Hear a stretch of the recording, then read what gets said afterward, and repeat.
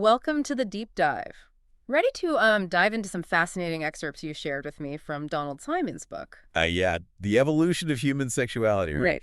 That's the one.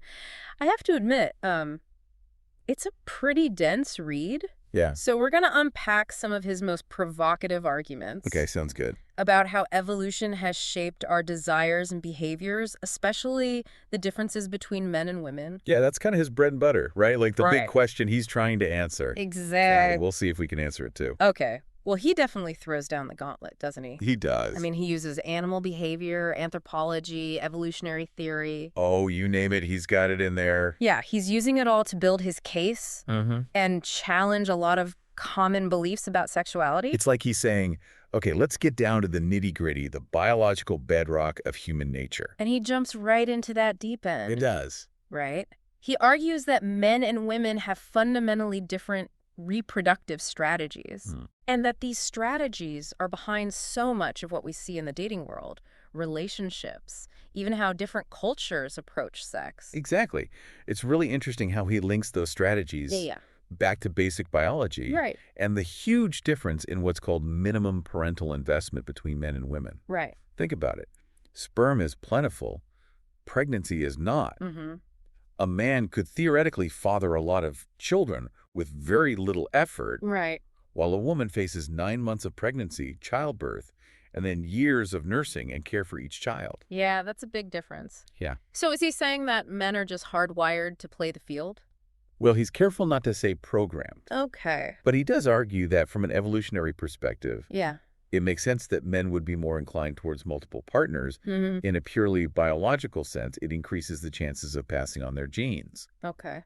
But he also points out that this isn't just about some caveman instinct. Okay. He cites studies showing that even in societies with strict monogamous norms, Oh, wow. men consistently report a desire for variety. That's interesting. So even with the cultural pressure to settle down, those evolutionary whispers are still there. Yeah, so they're always kind of bubbling under the surface. It seems so. Yeah. So if men evolved with this drive for variety, what about women? Yeah. What's the evolutionary advantage of being more selective?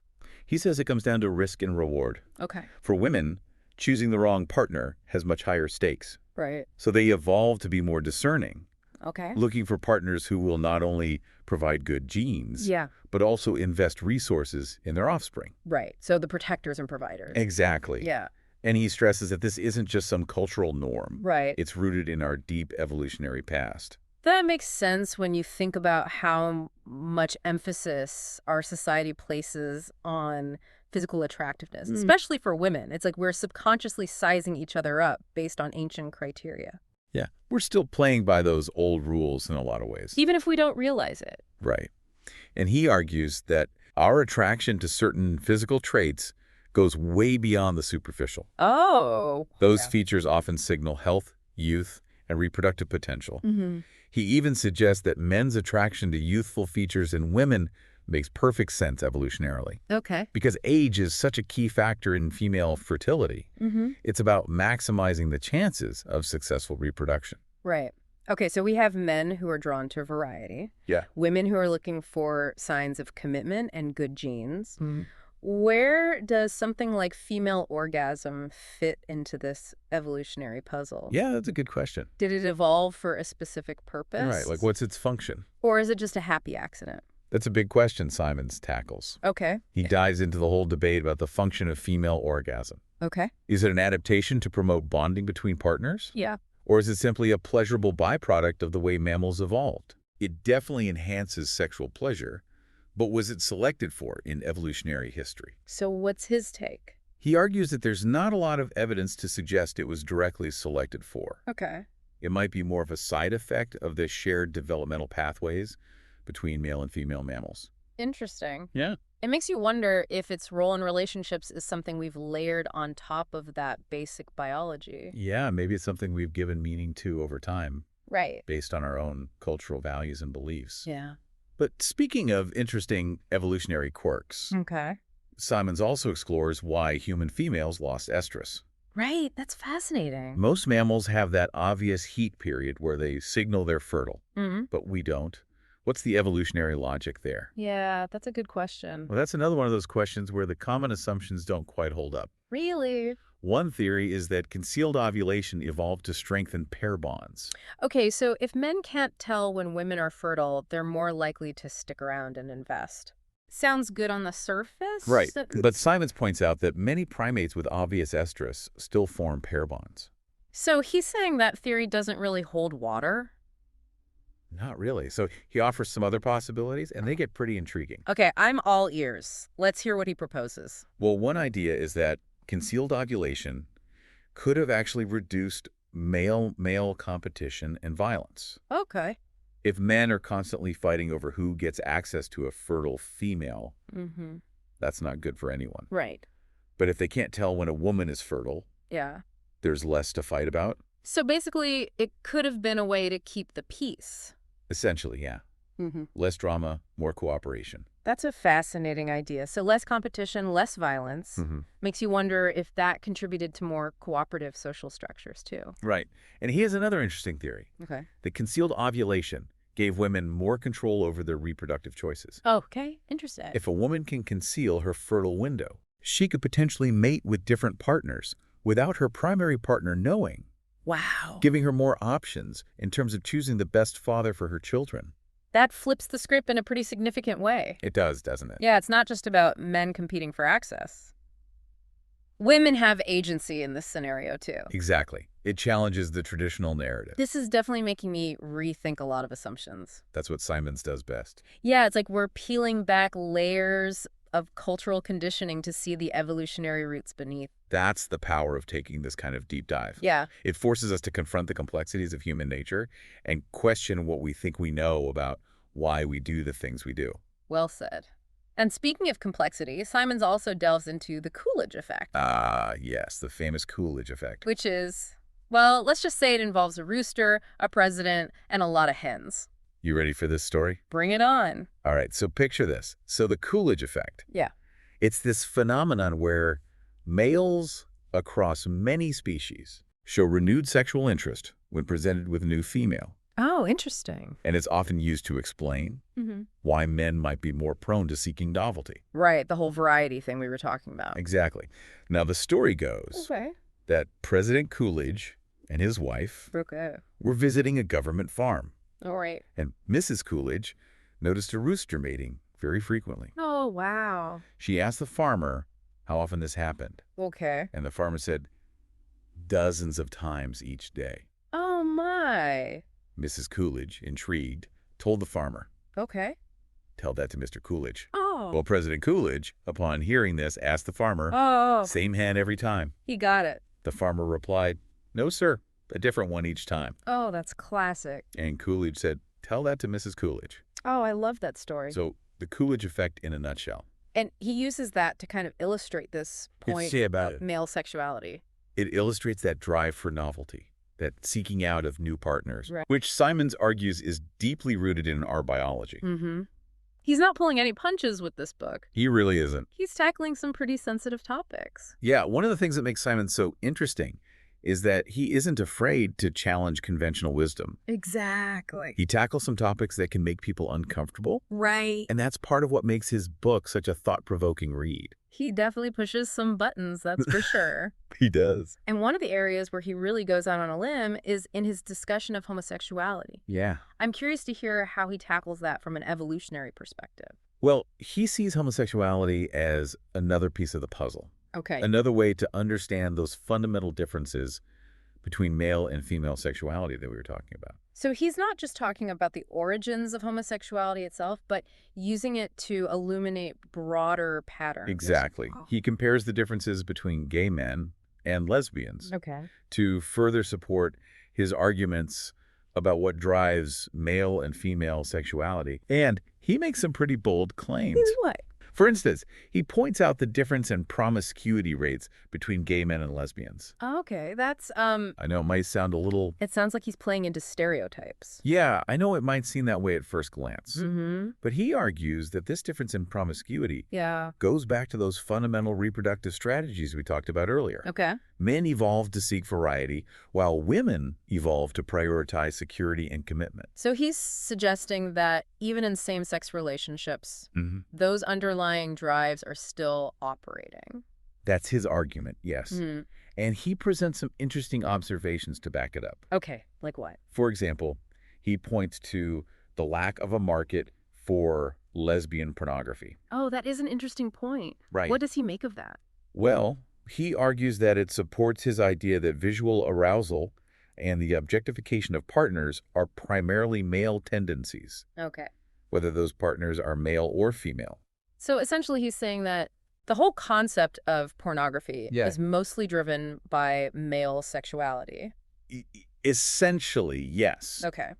He suggests that visual stimuli just doesn't have the same effect on women, Interesting. regardless of sexual orientation. That's definitely making me think about things in a new way. But It's like he's saying that men and women experience sexuality on such fundamentally different levels, and this plays out even in same-sex relationships. that's at the heart of his argument. That's fascinating. But it's important to remember that these are just theories, Right. interpretations of data. It's up to each individual to decide whether they agree with his conclusions. Right, of course. But Yeah. even if you don't agree with everything he says, it's hard to deny that he raises some important questions. Definitely. And it doesn't sound like he shies away from controversial topics. Not at all. Does he talk about rape as well? He does. Okay. It's a sensitive and challenging subject, Mhm. but Simons tackles it head on. He's very careful to state up front that he's not condoning rape in any way. Okay, good. But he argues that understanding its origins can shed light on certain aspects of male sexuality. Okay, that's a difficult one to wrap my head around. I understand. How does he connect rape to male sexuality? He suggests that in some cases, That's rape fair. might be a byproduct of the male drive to reproduce. Okay, He's not saying that it's always about that, right. but that in certain instances, Yeah. the underlying motivation might be this primal urge to pass on one's genes, Right. even when other avenues are blocked. I can see how that argument could be very controversial. Right, Yeah. yeah. What evidence does he offer to support this view? Well, he points to the fact that victims of rape are often young and fertile women. Okay. He argues that this pattern could suggest that, in some cases, rape is a desperate attempt to reproduce when other options aren't available. That's a disturbing thought, and I imagine a lot of people would object to that idea. Yeah. It's hard to reconcile the brutality of rape with this kind of biological explanation. Absolutely. Yeah. It's a very sensitive topic, and it's important to approach it with nuance and recognize the complexity of human behavior. Right. It's also crucial to remember that Simons is not arguing that all rape is driven by a desire to reproduce, Okay. but rather that it might be a factor in some cases. Even if it's just one factor among many, it's a tough one to process. It is. Yeah. But I think it's important to acknowledge that these darker impulses are part of human nature too. And perhaps understanding their origins can help us address them more effectively. That's the hope. Yeah. Speaking of the complexity of human behavior, how does Simons factor in the role of culture? Yeah, that's a good question. It's not all just about our genes, right? You're right. Yeah. It's not all nature versus nurture. Right. Simon acknowledges the role of culture, Okay. arguing that it interacts with our innate desires in interesting ways. It can amplify or attenuate those evolutionary whispers, shaping how those drives are expressed. Give me an example. Sure. Okay. Think about the male desire for sexual variety that we talked about earlier. In some cultures, polygamy is accepted, Right. allowing men to have multiple partners within a socially sanctioned framework. Okay. In other cultures, monogamy is the norm, Yeah. which restricts the expression of that desire. Right, right. So, culture sets the boundaries within which our biological drives can play out. Okay, that makes sense. Yeah. It's like a dance between our biology and the rules of the game set by society. Exactly. Yeah. It's about understanding the interplay of those forces. Mhm. That's what makes the study of human sexuality so endlessly fascinating. Right. It's not about simple answers. Right. It's about unraveling the complex tapestry of biology and culture. Well said. Thank you. Okay, we've covered a lot of ground here with Simon's ideas on homosexuality, rape, and the role of culture. What's next on our deep dive agenda? Well, in our final segment, Okay. we'll explore some of the more practical implications of Simon's work. Okay, sounds good. We'll discuss what his theories mean for understanding modern relationships. Yeah, that's what I'm really interested in. Yeah, me too. Okay. The challenges of monogamy Right. and the ongoing tug of war between the sexes. That sounds fascinating. Yeah, I think it'll be a good one. I'm eager to hear your insights. I'm looking forward to it as well. All right. Should be a lively discussion. Welcome back. So, this book has really got me thinking, Yeah. It's like we're taking an X-ray of relationships Oh, interesting. and seeing those evolutionary bones beneath the surface. I like that. Yeah. That's a good way to put it. So let's get practical for a minute. Okay, sure. What does all this tell us about modern relationships? Oh. We've talked about men being driven by variety Mm-hmm. and women seeking security and commitment. How do these different motivations actually play out in the real world? Simons argues that these different drives Yeah. can create conflict if couples aren't really on the same page about their needs No. and expectations. That makes sense. For example, a man might be perfectly content with a purely physical relationship, Mm-hmm. while a woman might be looking for something more emotionally meaningful Yeah. and long-term. I've definitely seen that dynamic play out in my own life. Yeah. In the lives of my friends. Right, it's a common pattern. It's like we're speaking different languages sometimes. And Simons would say that those different languages Mm-hmm. have deep evolutionary roots. So we're dealing with impulses and desires that have been shaped over millions of years. Exactly. So how do we bridge that gap? I mean, if men and women are wired so differently, Right. how can we make relationships work? Well, it's not about rewiring anyone, that's Yeah. for sure. Yeah. I think the first step is honesty Okay. and Yeah. open communication. So being upfront about what you want Exactly. and what you need from the relationship. Both partners need to be on the same page. That sounds simple enough, but it can be so hard to do in practice. Oh, it definitely is. It takes courage to be that vulnerable, to put your needs out there. It does. Yeah. And it takes a willingness to listen to your partner's needs, Right. even if they're different from your own. It's about understanding where they're coming from. Exactly. Yeah. But I think that's the foundation of any successful relationship, whether you subscribe to evolutionary theory or not. Right. Communication is key, that's for sure. It really is. So if we accept that men and women have these different drives, Mm-hmm. what does that mean for monogamy? Can we make it work? That's the million-dollar question, Right. given all our evolutionary baggage. Yeah, all those impulses we're carrying around. Exactly. Yeah. Simons acknowledges that monogamy is challenging Okay. for both sexes. Right. It goes against those deep-seated evolutionary impulses, at least to some degree. Right. So men are tempted by variety, Mm-hmm. and women are always on the lookout for potentially better partners. Yeah, even if it's just subconsciously. So is he saying that monogamy is doomed to fail?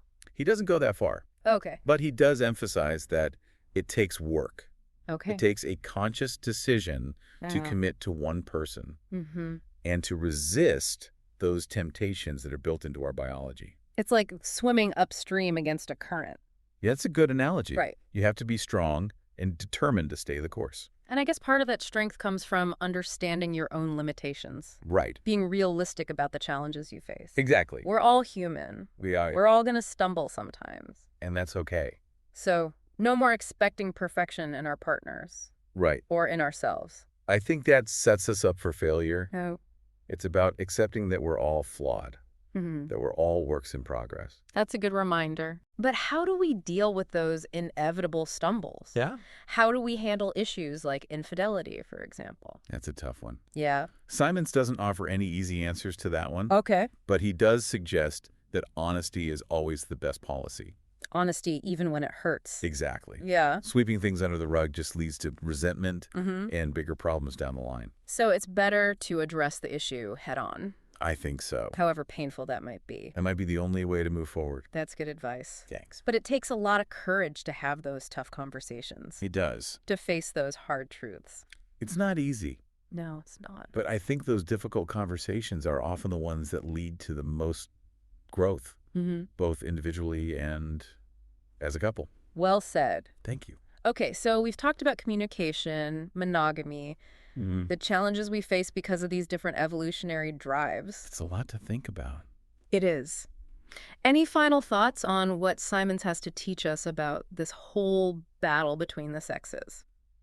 I think the biggest takeaway is that men and women are fundamentally different. That sounds so simple. I know, right? But Simons goes a step further. Okay. He argues that these differences aren't just superficial. Right. They are deeply rooted in our biology, in millions of years of evolution. It's not just about Mars and Venus. Right. It runs much deeper than that. So understanding that can make a huge difference in how we approach relationships. Absolutely. So it's not about blaming each other for those differences. No, not at all. Or trying to change each other. Right. It's about accepting that we come from different places, evolutionarily speaking, and navigating those differences with compassion and understanding. Exactly. So what does this all mean for us in our everyday lives? How can we apply these insights to our own relationships? I think the most important thing is to be aware of those differences, to understand that men and women often see the world through different lenses, and to appreciate that those different perspectives can actually enrich our relationships. It's about embracing that diversity, not trying to erase it. Exactly. Yeah. And maybe, just maybe, by understanding where those differences come from, we can learn to communicate more effectively. Right. To negotiate our needs. Yeah. And to build stronger, more fulfilling relationships. That's a great takeaway. Thanks. So by understanding these evolutionary forces that have shaped us, we can actually create more conscious, more fulfilling connections. That's the idea. That's a pretty empowering thought. It is. Well, I think we've covered a lot of ground today. We have. Thanks to Donald Simons and his thought-provoking book. He definitely gave us a lot to think about. It's given us a lot to chew on, that's for sure. It has. Well, thanks for joining me on this deep dive. It was my pleasure. And thanks to you, the listener, for tuning in. Yes, thank you. We hope you found it as fascinating as we did. And we'll see you next time. Until then, keep exploring.